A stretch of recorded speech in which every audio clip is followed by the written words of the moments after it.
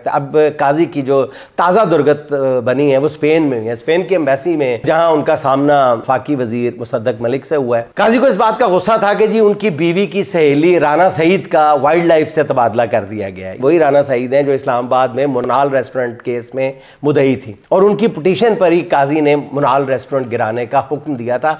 और नाज़रीन, आज भी इस्लामाबाद में रहने वाले कहते हैं कि जी काजी के सारे जुर्म जो हैं वो माफ़ किए जा सकते हैं। जो मुनाल रेस्टोरेंट गिराने का हुक्म था वो नाकाबिले माफ़ी है। यानी पूरे पाकिस्तान जो लोग इस्लामाबाद जाते थे उनकी कदर जेब भी इजाज़त देती थी या कुछ कर करा के वो मुनाल रेस्टोरेंट ज़रूर जाते थे। मुनाल रेस्टोरेंट पे जाके खाना खाना एक बहुत बड़ी डिलाइट थी, बहुत बड़ी इस्लामाबाद के रहने वालों के लिए और इस्लामाबाद जाने वालों के लिए एक खूबसूरत मंजर था। उससे महरूम कर दिया एक बिल्कुल बेवजह फजूल सी बात पे। आप जाके देख लें वहाँ पे जो वाइल्ड लाइफ तरक्की पा रही है, वहाँ पे देख लें जो हाथी शेर चीते फिर रहे हैं, वो आप जाके देख लें, काजी खुद भी जाके देख ले वहाँ।